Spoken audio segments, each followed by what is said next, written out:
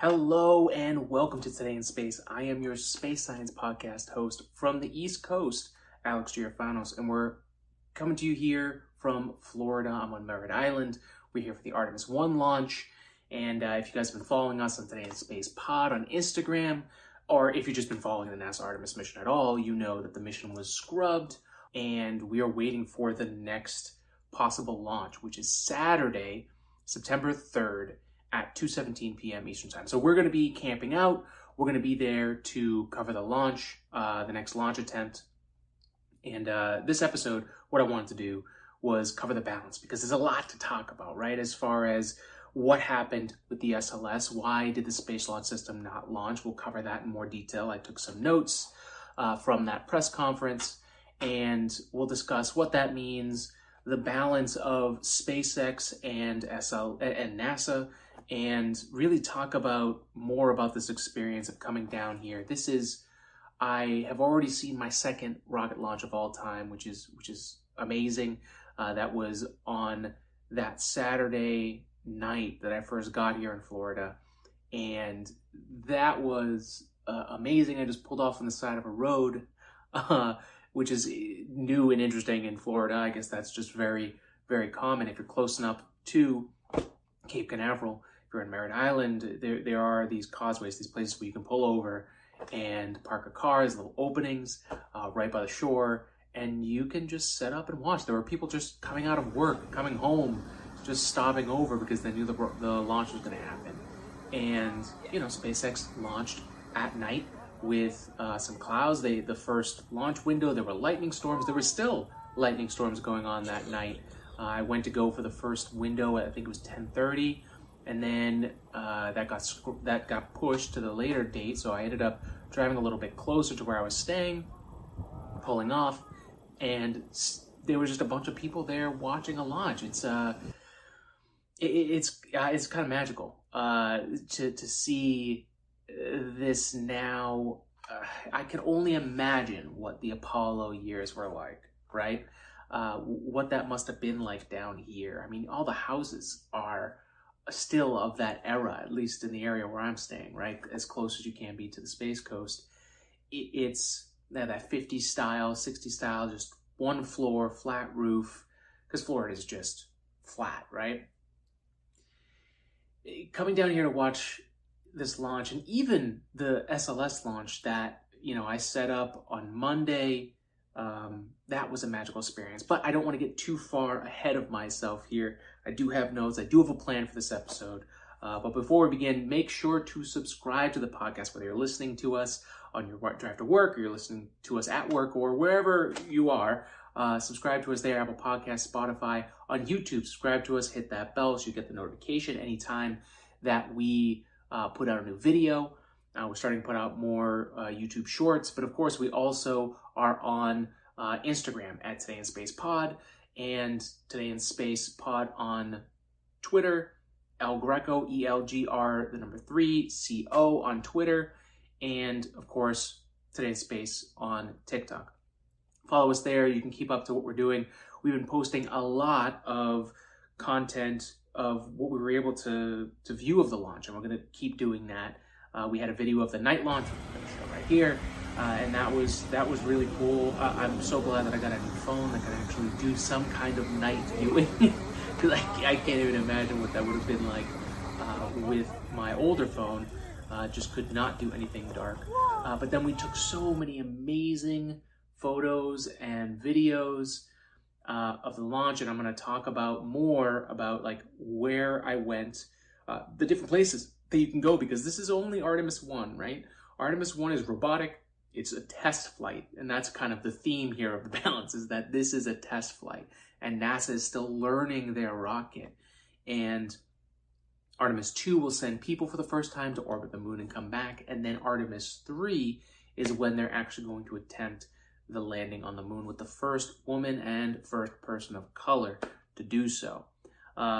One of the best things that I think I did was just kind of a thought. Again, I'm no photographer, right? But I wanted to make sure that I could capture as much as I could while I was down here. And I was trying to find a budget way of doing this, because the ideal way, if you had the money, what would you love to do, would be to get a DSLR camera or a mirrorless camera.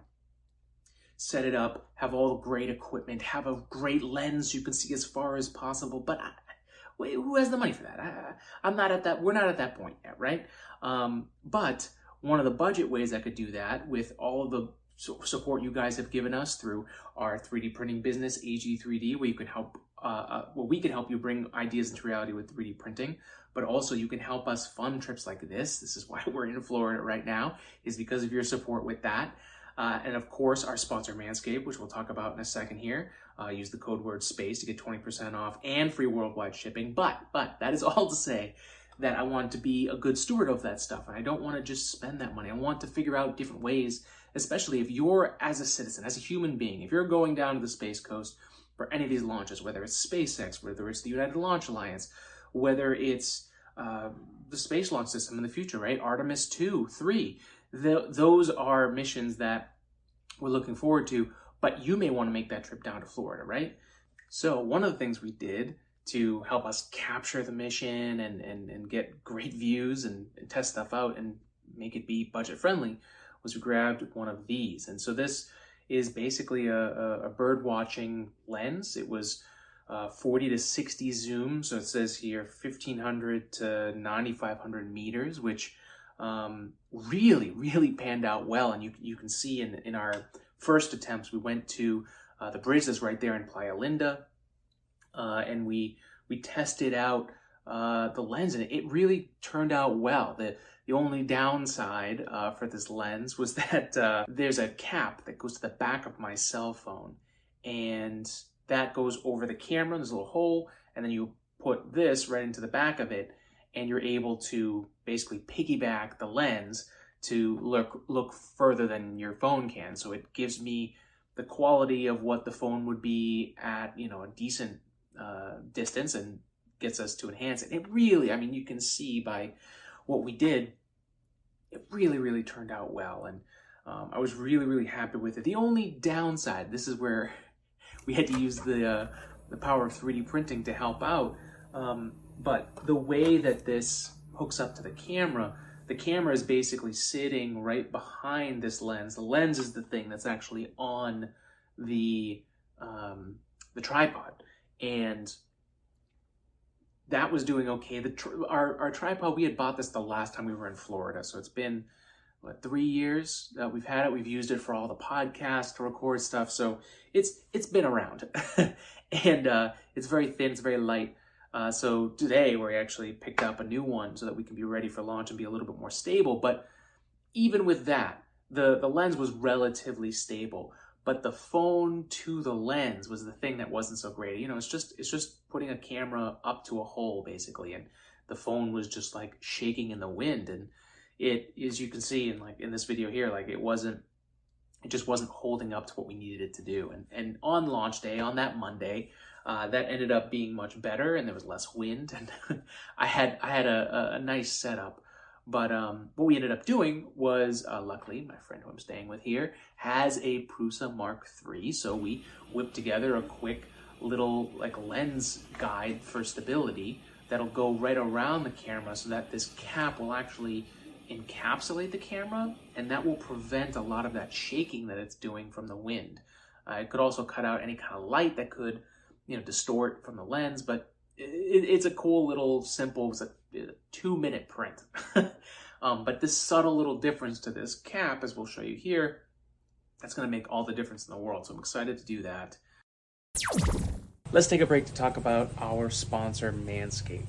Manscaped is here for all your male grooming needs, whether it's the Lawnmower 4.0, you can hear some lawnmowers in the background, they're getting to work.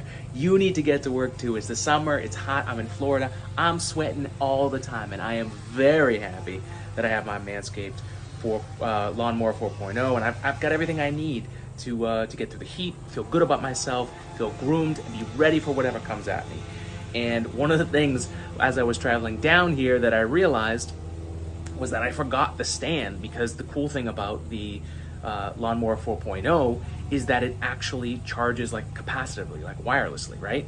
But the stand I forgot, so I was freaking out. I was like, oh my God, I had a crazy beard, and I was like, what am I gonna do? And it turns out you could actually charge your Manscaped device, your Lawnmower 4.0, if you have any kind of wireless charger. I literally was testing it out and I freaked out. I was like, yes, thank God I have all the tools I need to Manscape. I was good to go. Trimmed up the beard a little bit and I was ready to go. I'm all prepped because of Manscaped. And what you can do to help support the podcast is you can use code word SPACE. Get 20% off on anything on the store, free worldwide shipping. Use the code word SPACE. You get 20% off, free shipping, and that means that you support the podcast. And just like this guy back here, there's a weed whacker for anything that you need from Manscaped, whether it's nose hairs, beard, anywhere else on the body, and other stuff for your male grooming needs. So make sure to do your own manscaping, just like we're doing some landscaping back here. Get trimmed up, be good for the summer. Code word SPACE at manscaped.com, 20% off worldwide shipping. That's it, folks. That's how to support the podcast. Now back to the show. Setting up on Saturday for the first launch attempt, the first thing I want to say is that it is an absolutely magical experience. If you're going to come down for one of these Artemis missions, or any of these major missions that are going to happen here on the Space Coast, you really do need to do a little bit of research, and I'll share what I've learned while I was here. The big thing is that there's a lot of parking in these places where you can set up on the water, like we were talking about earlier for the night SpaceX launch. There's a lot of those, but if you really want to get the closest view, there's a few different places you could look at. There is Jetty Park, which has day passes. You know, if you're going to come down for a specific day on a launch, I would buy that pass ahead of time. I think there's like a 3-month pass for like $80, and then there's like a year pass for like $100-something. So if you're willing to spend a little bit more so that you have the flexibility, you don't have to keep buying a new ticket if there's scrubs, that's one way to do that. And there's a lot of different locations like that. There's also where we set up, which was Spaceview Park, which is a really cool little park. And they actually had, I think they were doing a NASA broadcast or it was a news broadcast. They had a tent set up, and people were getting there extremely early. There was also the bridge, which we can show you the video here. This is where we took our first videos, and then here you can actually see how busy and how packed that bridge got, which when I was there on the first day, that's all I could think of. So I was really testing out all that whole time, like, what could I do? Where could I go that this would work out? And what I ended up going to was Spaceview Park. So this is in Playa Linda. That's basically, Playa Linda Beach is about as close as you can legally get without being within the zone of danger from the rocket. And also you will be, you know, if you try to do that, you will experience, the military will find you. So do not try and jump the line. There are places that are blocked off for a reason. There was definitely more security for this launch because the vice president was flying in for this launch. And, you know, right after that bridge was actually blocked. So yeah, I think ideally you could get a little bit closer on a different type of launch, but you definitely don't want to mess around. That's one subtle thing that, you know, is not really, if you don't live down here, you don't live near a launch site, it's not obvious. But if a rocket goes wrong, and that rocket blows up, that rocket gets damaged, and fuel escapes, that cloud of fuel is no bueno. So the moral of the story is, wherever you go to watch a rocket launch when you're down here in Florida, or really anywhere that you go, the biggest advice I can have for you is get there early. Especially if it's a big launch like this. You really want to get there early because you know, and camp out if you can. You know, a lot of people were there way earlier than I was. They grabbed blankets, they camped out. Like it was those are the best spots that you can get. So definitely plan to go early, but most importantly, do that so that you can enjoy the experience. To be in the moment. Don't plan too much. You know, I think if we're talking about the balance here, that's what this episode is. We're going to talk about the balance of SpaceX and NASA and the differences between those two. I also like to bring a little bit of the balance of being a human being. And one of the things that I've gotten better over the years of the podcast, and I definitely had to dial myself in for this launch, was to enjoy myself. And I got to meet some people around me. I got to meet Steve, who was sitting next to me, which was great to talk to him, fellow engineer. We talked a little bit about some working in manufacturing and talking about rocket launches and just being there. And it was, I'm really glad that I didn't focus too much on being able to do all the things that I wanted to do. One of the things that I wanted to do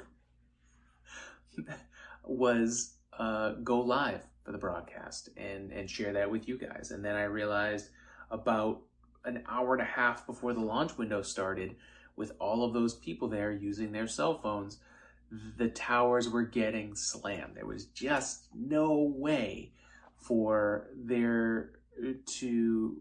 I was barely even getting texts, to give you an idea of the real demand of something like that. And, you know, with this launch now being on a Saturday of a holiday weekend for Labor Day, it is going to be packed with people, not only for people who have traveled to be there, but the people who live in Florida, who live in Titusville, who live near Orlando.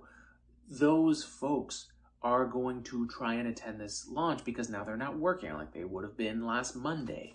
So this is going to be an extremely packed launch. And for me, having gone to Playa Linda and gone to Spaceview Park and, you know, Jetty Park could easily be a very good solution, but I want to be able to be a little bit more spread out. I'd like my own private spot to spread out a little bit, maybe put out a tent and a covering to get out of the sun a little bit. That really wasn't possible in Spaceview Park. So there's a lot of things to consider. Also, you know, at 7:30 in the morning on that Monday, that was when the heat really started to rise.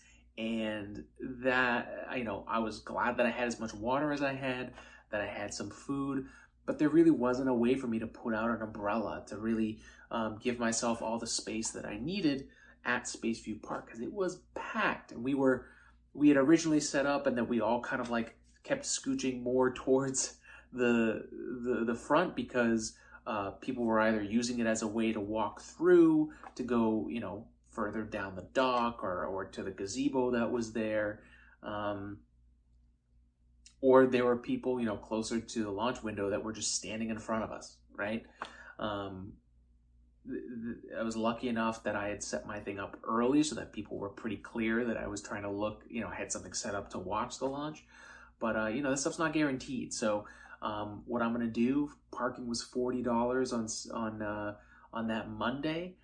Tomorrow night, Friday night, I'm going to be going out and I'll be, you know, I'll be paying for parking there. And that's going to be, I think, the best scenario.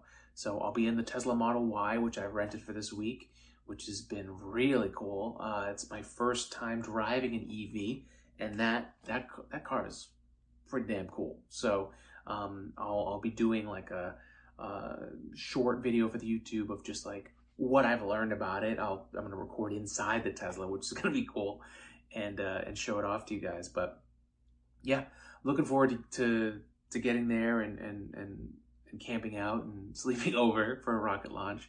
It's very cool. But going back to the balance, we'll close out this episode talking about what happened and the little subtleties of Engine 3 and why SLS scrubbed the first time and kind of what to expect moving forward here. But the real balance for this week comes between, you know, and I've seen this first person here in Florida, which is NASA's Space Launch System is a brand new rocket. And with the way that NASA has gone about doing this, it has been politically involved, so it has been a political football for a very long time for funding and for getting things done, which has made it cost a whole lot more. The contractors for SLS how do I say this? Well, let's talk about a little bit of history, right? So SLS was originally in the early stages, supposed to launch a very, very long time ago. Potentially even 2012 was the really crazy plan for them to have pulled that together. But realistically, the first year it was supposed to launch was 2016. The Orion spacecraft, which is on top of SLS right now, launched around the moon on top of Delta IV Heavy in December of 2014. So it's been 8 years since the spacecraft has launched. Luckily, there's some flight heritage on that. Luckily, there's some data on that. But that spacecraft has been in storage for 8 years. And SLS was supposed to launch in 2016. And then in 2020. And now we're in 2022. And we've had 5 wet dresses, essentially, of the SLS. And at this point, while we're very excited to see this thing launch, and we want nothing more than this thing to be successful, especially with how much money and time and people's careers that has gone into this thing, SpaceX just knows their rocket more than the Space Launch System. Through attrition and through time, SpaceX has learned the Falcon 9. The ins and outs. They've built systems to help automate the things that they know could happen. So when SLS has a problem with a sensor on their engine, this is the first time they're seeing it. So they have no idea. They only have the theoretical data that they have to go off of. What could be wrong? What if the sensor is wrong? What could we know? With the Falcon 9, they're at this point where they're launching these things so often, and they've put it through its paces over the years. 150th recovery of a Falcon 9 the other night over on the West Coast. I've been here. I've seen 2 SpaceX launches in the amount of time that SLS has been on the pad and has already scrubbed once.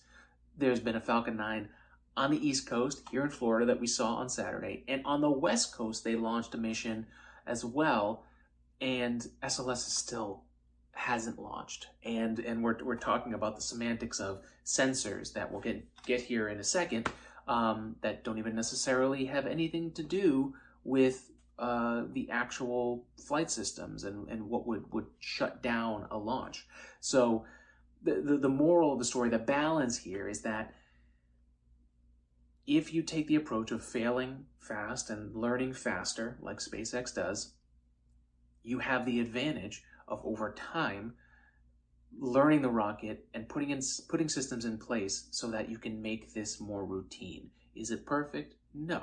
But it's a lot better than putting a rocket out 5 times, saying that you're gonna launch, and then getting to the point where, you have to explain that, oh, well, we got a little bit further in the countdown this time. And, definitely it's frustrating. It's frustrating to kind of feel like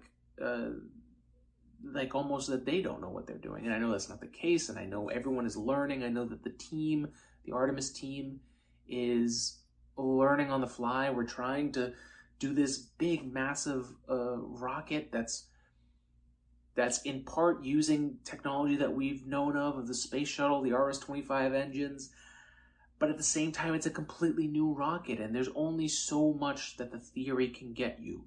When the rubber meets the road, when you finally, this is something that's very true of engineering and of science, that when you have the theory of it, when you actually go to experiment, when you actually go to put it down in real life and see what it really does, that's where you learn the most, and that's where you have to make your adjustments.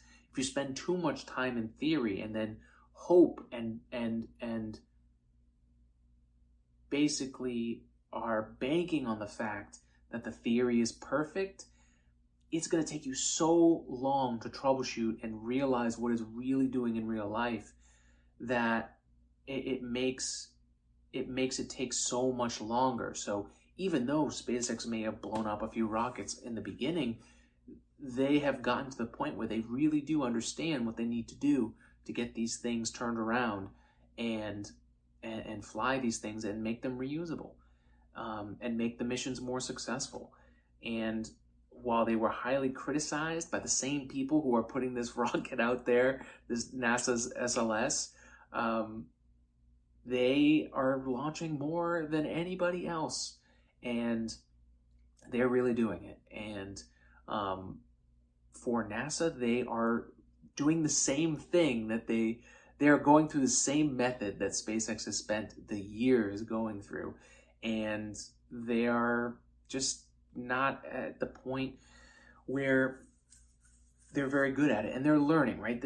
They're doing something new, and I wish it was stated more like that. You know, NASA is human beings. It's filled with human beings. They're some of the smartest people that are there, but that doesn't mean that just because there's smart people there that it's going to happen.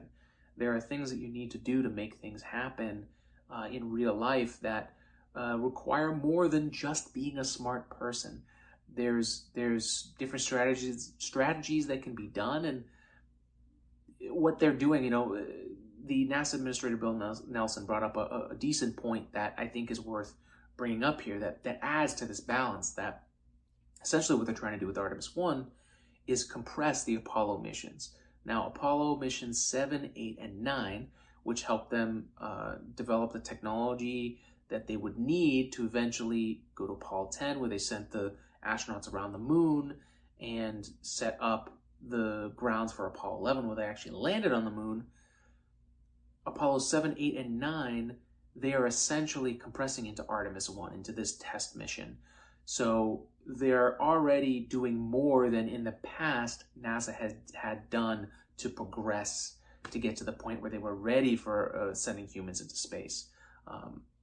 So in some ways, it's good. Long term, short term, it sucks. Let's just be completely honest.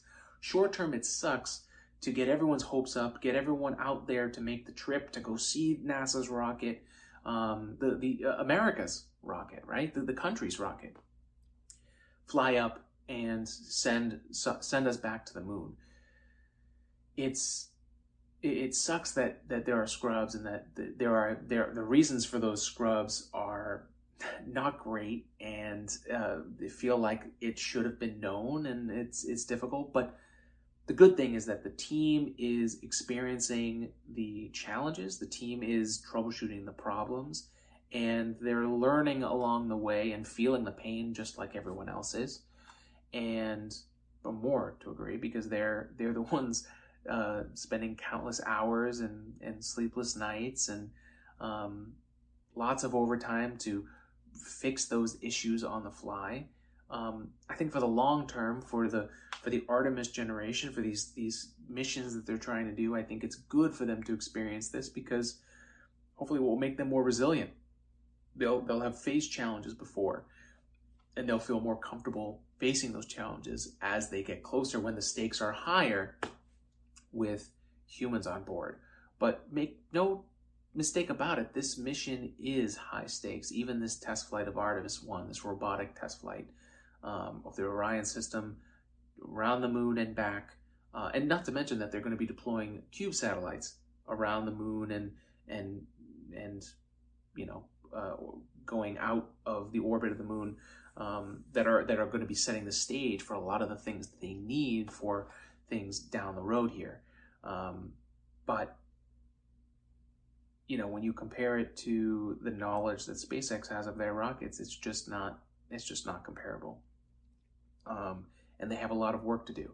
And like we were saying, if Artemis 1 is Apollo 7, 8, and 9, you have Apollo 10 being Artemis 2, where they're going to send astronauts around the moon to test out the systems with astronauts on board and come back. They're going to scope out the landing areas and learn the Orion spacecraft, where by Artemis 3, which would be Apollo 11, where they integrate the Starship as the human landing system, there's a lot that they need to do in a short amount of time. So this this growth that NASA has to go from not sending any missions to the moon for many decades.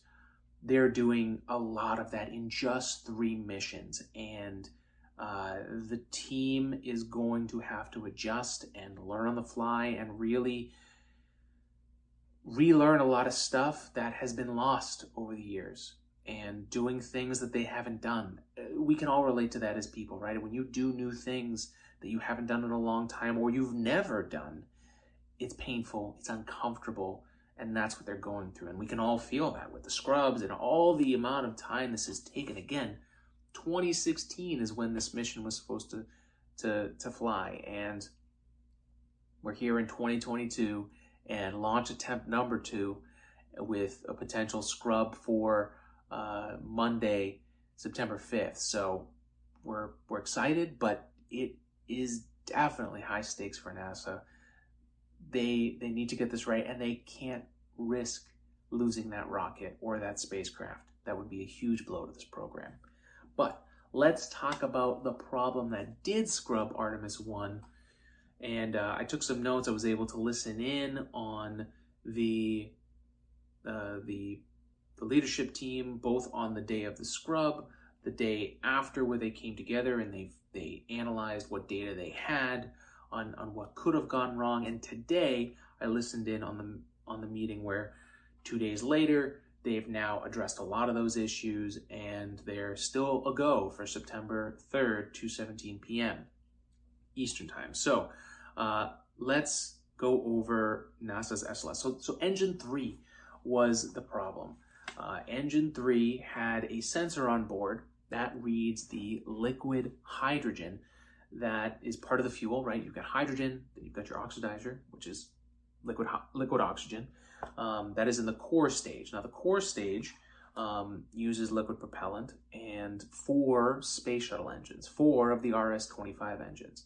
And that same fuel is used to cool the engines so that they do not melt or degrade or have issues, but it helps maintain the performance of the rocket and the bell of the thrust, where all of that insane combustion is going through, and there's an insane heat transfer. So basically what they've done is, just like on the space shuttle, they have to get the engine and the cryogenic cooling to a point where then the liquid fuel can go through there without turning into a gas, so they can use it more efficiently, and it doesn't immediately start to boil off, right? So on the engines, they're supposed to reach negative 420 degrees Fahrenheit. Engines 1, 2, and 4 were reaching about negative 410 degrees Fahrenheit, which is still not as cold as you'd like it, but at least within the window that they wanted. Engine 3 was only reaching negative 380 degrees Fahrenheit. So there was an unknown there that sensor was reading. It didn't make sense. There are plenty of sensors on the engine. We found out today that there are 5 sensors on the engine that can help verify and back up, and that the system on the rocket itself and the engine will actually monitor that stuff. It turns out that there are actually bad sensors on the SLS, these specific ones that they were talking about. Now, the thing that confuses me is that I heard in that first conference, I think it was on Tuesday, that the sensors themselves have not been calibrated since the rockets left the manufacturing facility. Now, that's a long time for those sensors to not be calibrated. Sensors, classically, if you work in engineering, if you work in anything with sensors are classically very easily out of spec, and having a good calibration is good because they go out of spec. You need to make sure, put in some kind of a procedure that allows you to calibrate it. The rocket was already on the pad, so the only way for them to have calibrated those sensors again would have been to take it back to the vehicle assembly building, and that would have meant unloading the rocket and bringing it back, which meant they were not going to make this launch window, which pushes them to October 14th. mid-October, basically, before they could do this again. So that was not going to happen. So what they decided to do was do a risk assessment, go look at those sensors and any other sensors that they had to see if they could verify if there was actually good liquid hydrogen going through. Was it reaching the right temperature? And they have sensors on the pad, they have sensors in the engine, and they have sensors in the core stage. We found out that the 5 sensors on the engine were looking good. The sensors on the core stage were looking good, which means that that sensor was bad. Even the other 3 sensors were reading a little bit warmer than, like we said, the minus 410 degrees Fahrenheit. And the bleed system that they were using also had a leak as well. They fixed that. And the bleed system is really important because that's what helps take out the heat for the line. So when there was concern that that wasn't working, that's a big issue. But now that we know that the sensors were faulty, it looks like they do have good liquid hydrogen going through the rocket. So a lot of the concerns from earlier in the week seem to be now out. But the strange thing, again, that we heard is that the sensors that they were worried about are actually not involved with the sensors on the rocket or the engine. So they don't even have to do anything to fake out the systems on board that will take over once they get to the point where they're going to launch. Which begs the question, why were we even worried about those sensors in the first place?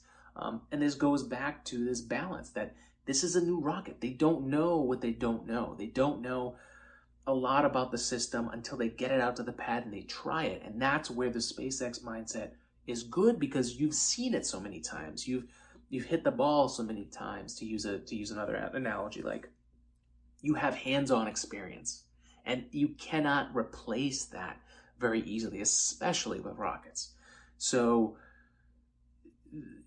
even though it's very frustrating, they have to go through this. It's part of the experience. And what they can't do is have a big misfire, literally, and ruin that rocket. So they're being very cautious, but this could have been done over the last 6 years. Like there's so much that they need to catch up on in such a short amount of time. So a lot of what we've been hearing is a little frustrating, because if they just had a different approach, this could have been done differently, but we are where we are. Some other subtleties about Engine 3, we found out that the line that goes to Engine 3 is actually longer than the other engines. So there was also a concern that maybe because of the position of Engine 3 and the piping that leads down to it, maybe because it was longer and because it was in that special spot, maybe that was the reason why it wasn't getting heat. But all that being said, it looks like things are good, and that they're at least, they've analyzed the risk and they're ready to go. There was also a crack in the foam insulation, which wasn't an issue, but it is still a risk for the flight, where if it breaks off and impacts the side boosters, there could be some risk, but they're willing to take that risk. And at the end of the day, you're never going to launch without any risk. And there is definitely a risk assessment. What was the term that they used that I thought was very interesting? Risk acceptance rationale. And hearing the risk and how strange it is that one sensor is not even involved with the actual system that takes over. Again, I'm very confused by that. The reason why that was to blame for the launch, when in reality there really wasn't a good weather for the launch anyways inside that window. There was not even even if everything had gone well, the weather, there was rain going over the pad and a weather system developing too close. So there is definitely a line of figuring out what risk is acceptable. I think there's still a lot of growth that NASA needs to go through for accepting risk. They haven't had to accept risk like this in a very long time, so they're learning a lot very, very quickly. if we go further here, some of the things that they're changing, they're going to be, as far as procedurally, they're going to be actually loading the liquid hydrogen chill down at the same time as liquid oxygen, and that's going to help them have a little bit more time for the cryogenic cooling to actually cold soak all those areas that they need to make sure that they are cold, and they're going to use those other sensors to back all of that up. Weather so far, as of today, was at 60% go for launch on September 3rd. 86 degrees Fahrenheit at the time of launch, 2:17 p.m. Eastern Time, 9 to 13 mile an hour winds. And the good thing is that there's an offshore to the west, some showers developing, but it looks like it's going to stay in that area and not go over to where Cape Canaveral is. So it's actually going to provide them less chance of thunderstorms and electrical issues near the pad, which is good. On Monday, if they do have to push it, it's September 5th, it would be 70% go for launch as of today. And they're saying that right now, weather's not expected to be an issue. So that's good. That's very good. We just hope that everything goes well with the rest of the countdown, because again, they haven't even gone through all of it yet. So as great as it'll be to get through this next spot, there's so much unknown that they haven't seen before, that if they hit another wall of, we don't know what this is telling us, this is out of what the theory is, what the simulation is going to show us, this could mean that we only start inching closer and closer towards T0.